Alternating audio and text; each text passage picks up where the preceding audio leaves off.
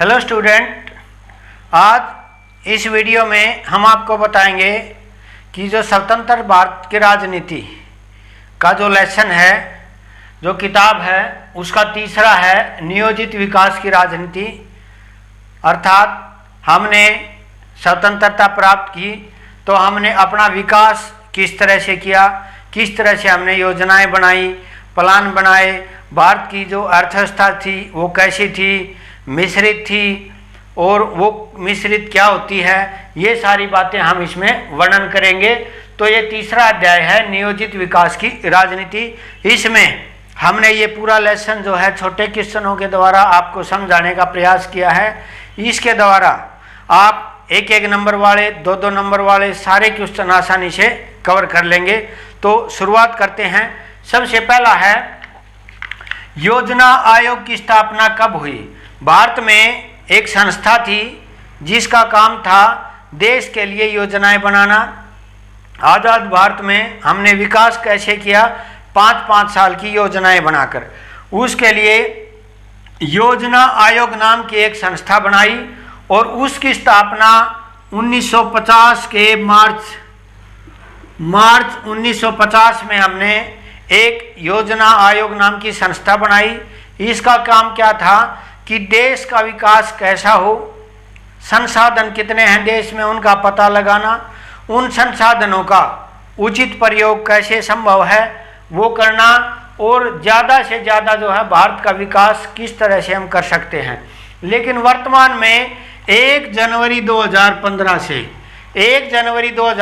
से जो ये योजना आयोग नाम की संस्था थी, इसको ख़त्म करके इसकी जगह नीति आयोग बनाया गया है।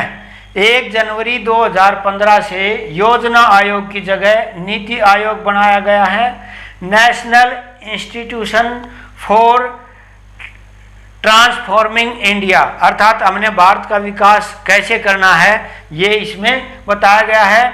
इसके जो अध्यक्ष थे वो प्रधानमंत्री होते थे, और वर्तमान में जो नीति आयोग है इसके भी अध्यक्ष प्रधानमंत्री ही हैं। तो हमने अपना विकास कैसे शुरू किया? योजना आयोग नाम की एक संस्था बनाई और इसका काम था भारत में 5-5 साल के लिए योजनाएं बनाना। अब है, भारत में मुंबई प्लान कब प्रस्तुत किया गया? मुंबई प्लान क्या था? 1944 में किया था। हमें आज़ादी कब मिली? 1947 में। अर्थात आज़ादी से पहले ही इस बात का जो है निर्धारण करने के लिए कि हमारे देश आज़ाद होगा, उसकी अर्थव्यवस्था कैसी होगी, हमारा विकास कैसा होगा, इसके लिए सन 1944 में मुंबई के उद्योगपतियों का एक जो है वो संगठन बनाया गया था। और उसका काम क्या था कि ये देखना कि हमारी अर्थव्यवस्था कैसी होगी। और इसने मुंबई प्लान में क्या बताया गया था, इसमें भारत को उदारीकरण की सिफारिश की गई थी कि भारत को अपना विकास पूंजीवादी तरीके से करना चाहिए। लेकिन ये प्लान जो है आज़ाद भारत में लागू नहीं हो सका। हमने प्लान कौन सा बनाया? नियोजित विकास की राजनीति का। इसमें और मिश्रित अर्थव्यवस्था अपनाई, इसमें पूंजीवाद और समाजवाद दोनों का मिला जुला रूप हमने लिया था। योजना आयोग के अध्यक्ष कौन होते थे? मैंने बताया है, योजना आयोग के अध्यक्ष प्रधानमंत्री होते थे। और वर्तमान में भी जो नीति आयोग है, इसके अध्यक्ष भी भारत के प्रधानमंत्री ही होते हैं। तो इसका उपाध्यक्ष अलग चुना जाता है, लेकिन अध्यक्षता योजनाएं बनाना देश के लिए। और जो नीति आयोग है ये भी इसी तरह की संस्था है, ये प्रधानमंत्री की अध्यक्षता में ये योजनाएं काम करती हैं। प्रथम पंचवर्षीय योजना कब लागू की गई? पंचवर्षीय योजनाएं क्या होती हैं? जो योजना आयोग नाम की जो संस्था थी उसने भारत में 5-5 साल के लिए योजनाएं बनानी शुरू की। 5 साल पहले जो 5 साल थे उनमें हमने क्या करना था, एक विकास का लक्ष्य रखा गया और उसमें कितना हम टारगेट प्राप्त कर सकें, पहले प्राथमिकता किस चीज़ की है, ये सारी चीज़ें इसमें निर्धारित की गई। तो उनको बोलते थे पंचवर्षीय योजनाएं।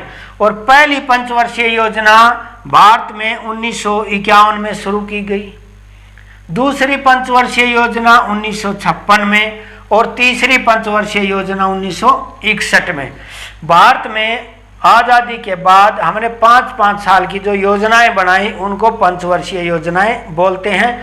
और इन योजनाओं में क्या क्या लक्ष्य रखे गए वो आगे क्वेश्चन में मैंने आपको बताया है। तो आप क्या समझे कि मुंबई प्लान था वो भारत को पूंजीवादी व्यवस्था का समर्थन करता था, लेकिन वो हमने लागू नहीं किया। हमने पंचवर्षीय योजनाएं बनाई और उनके आधार पर भारत का विकास करना शुरू किया। उसके बाद है जो पहली पंचवर्षीय योजना थी, मैंने बताया 1951 में बनाई गई थी। इसके निर्माता कौन थे, अर्थात किसका प्रमुख रोल रहा था? के.एन. राज पहली पंचवर्षीय योजना के निर्माता के.एन. राज थे। और पहली पंचवर्षीय योजना में कृषि पर सबसे ज्यादा जोर दिया गया। इसका कारण क्या था कि जब हम आज़ाद हुए भारत में कृषि काफ़ी पिछड़ी हुई थी, खाद्यान्न इतना पैदा नहीं होता था कि हम पूरे देश का जो उससे पेट भर सकें। और इस कमजोरी को देखते हुए हमारे देश में सबसे पहली हमने कौन सी ज़रूरत महसूस की कि कृषि पर जोर दो ताकि अन्न के मामले में, खाद्यान्न के मामले में हम आत्मनिर्भर बन सके। सबसे पहली ज़रूरत थी। तो पहली पंचवर्षीय योजना के.एन. राज की अध्यक्षता में और कृषि पर ज़्यादा जोर दिया गया।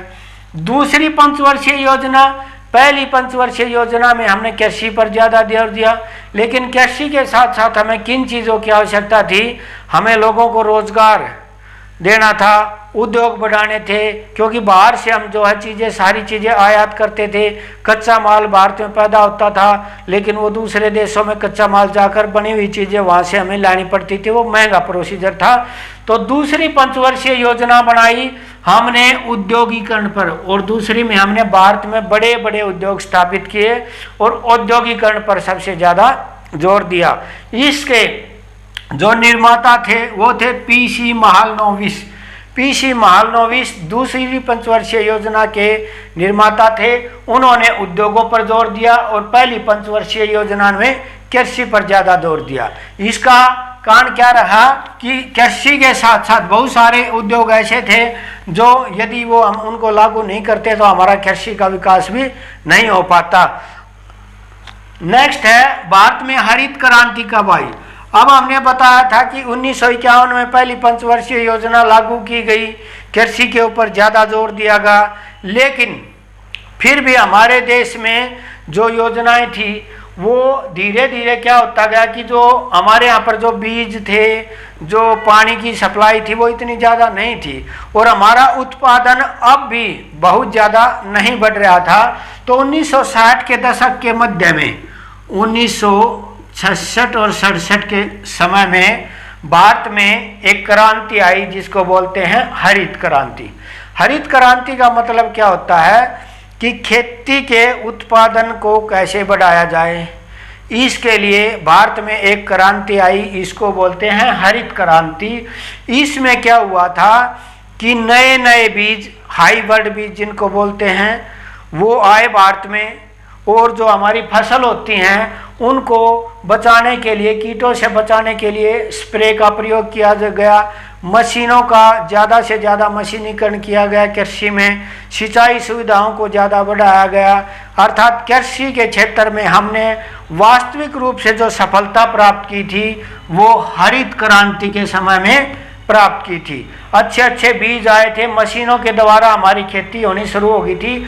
और इसका फायदा ये हुआ था कि भारत में जो अनाज पैदा होता था, विशेष रूप से दो फसल इसमें, एक गेहूं और एक चावल, ये इन दो फसलों के ऊपर हमने हरित क्रांति की शुरुआत की थी। और उसका फायदा क्या हुआ कि गेहूं और चावल दोनों का उत्पादन 4 से 5 गुना बढ़ गया था। अर्थात एक खेत जिसमें पहले केवल आप कह सकते हो कि 4 क्विंटल अगर अनाज पैदा होता है, आज बढ़ करके वो 40-45 हो गया था और वर्तमान में तो ये और ज़्यादा उन्नत होती जा रही है। तो हरित क्रांति कौन सी फसल में आई? गेहूं और चावल की फसल में 1966-67 के दशक में आई। अब इसको भारत में लाने वाला कौन था? इसको भारत में लाने का श्रेय उस समय हमारे कृषि मंत्री थे सी. सुब्रमण्यम और MS स्वामीनाथन ये वैज्ञानिक थे। इन्होंने जो है भारत में कृषि को, हरित क्रांति को लाने का श्रेय स्वामीनाथन को जाता है। और सुब्रमण्यम हमारे कृषि मंत्री थे, इन्होंने विदेशों से जो ये बीजों को मंगवाया भारत में, और दोनों को जो है इसका श्रेय जाता है, भारत में हरित क्रांति लाने का श्रेय दोनों को जाता है। तो भारत में हरित क्रांति 1960 के दशक के मध्य आई और MS स्वामीनाथन और C सुब्रमण्यम दोनों के नेतृत्व में भारत में हरित क्रांति आई। अगला है भारत में ऑपरेशन फ्लड। हमने एक चीज तो कर ली भाई, हरित क्रांति ले आए, खाद्यान्न पैदा होने लग गया। अब हम अनाज के मामले में विदेशों पर निर्भर नहीं रहे, हमारे देश में पूरा अनाज होने लग गया।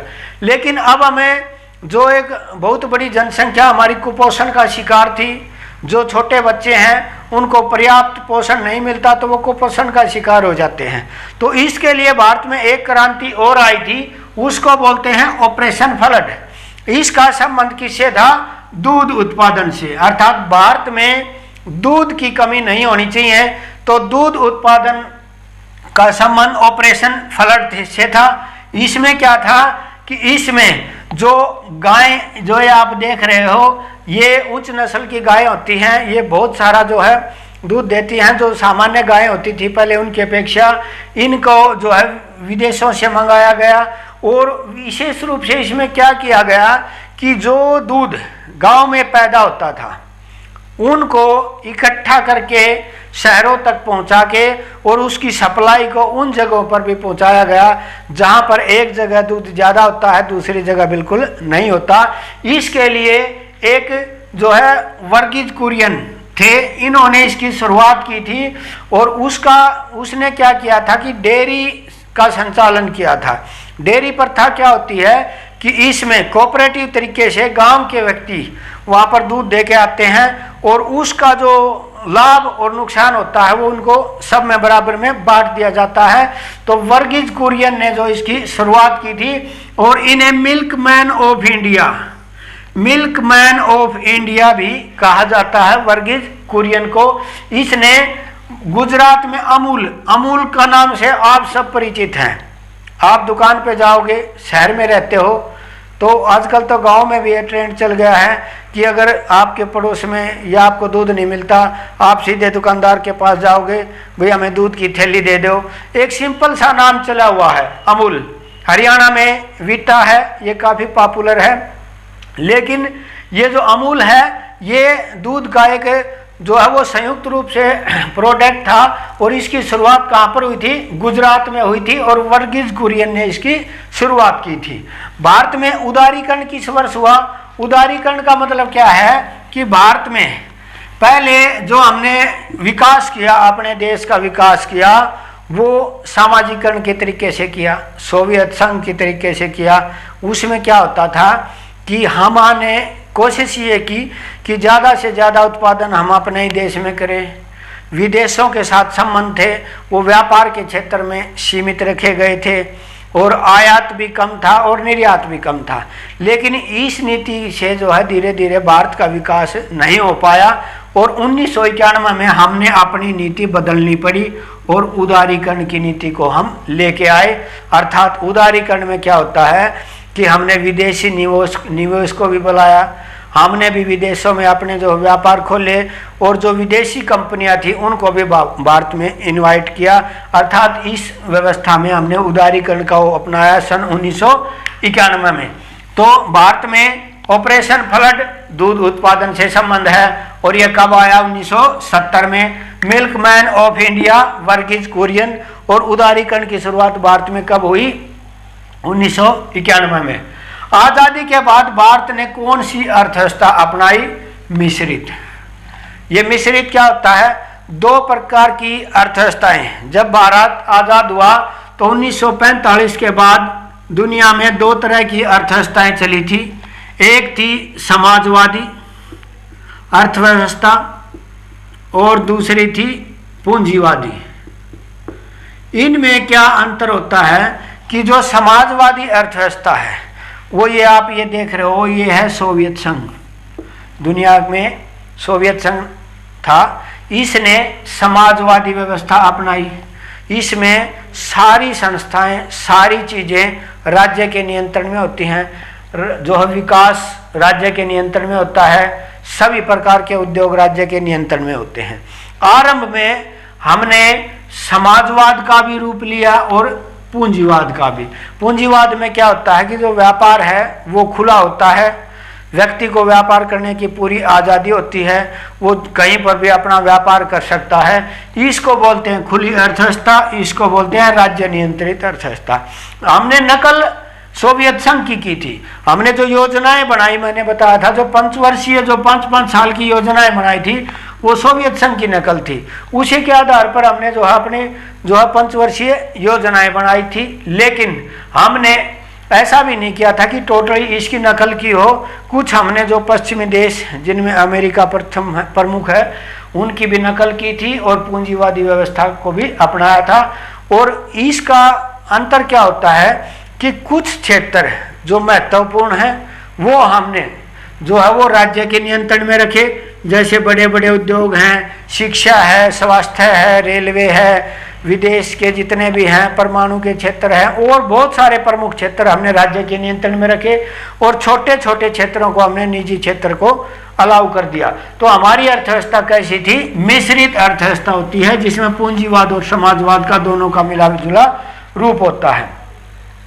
सोवियत संघ ने कौन सा मॉडल अपनाया? समाजवादी। ये बताया था मैंने, ये सोवियत संघ है दुनिया के मैप पर, ये अमेरिका का जो है, और ये दक्षिणी जो महाद्वीप हैं ये इस मैप में पूरा नहीं आ रहा।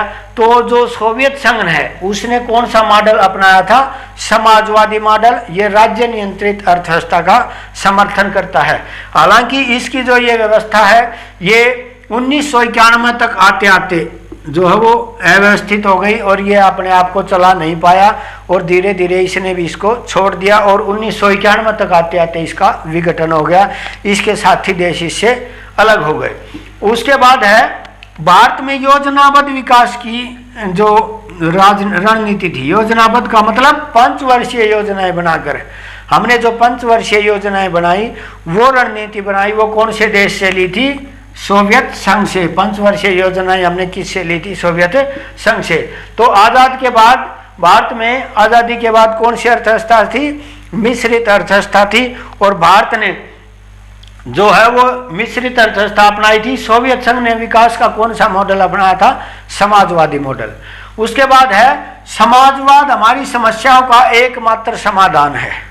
हमारे जो पहले प्रधानमंत्री थे पंडित जवाहरलाल नेहरू, वो समाजवादी थे।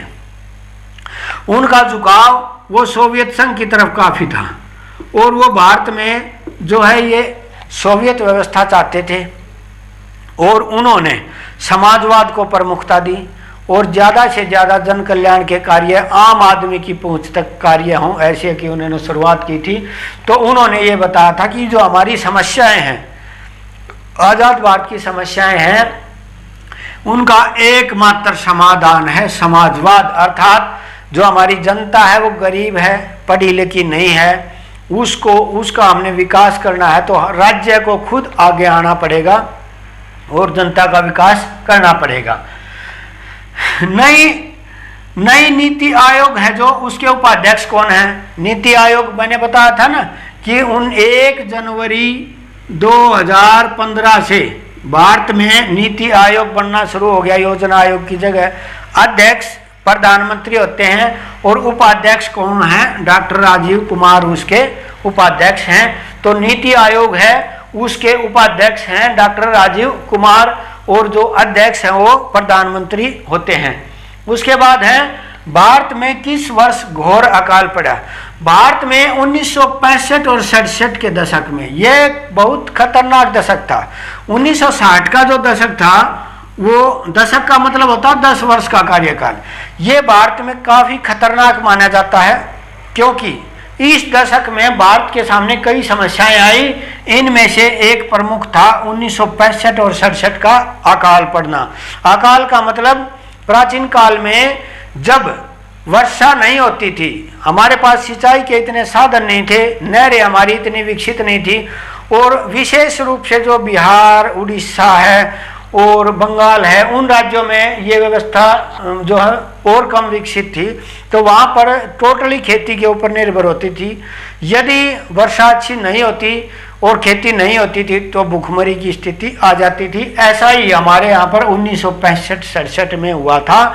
और इसमें सबसे ज़्यादा प्रभावित एक तो उड़ीसा और एक बिहार और कुछ बंगाल, ये क्षेत्र इसमें सबसे ज़्यादा प्रभावित हुए थे।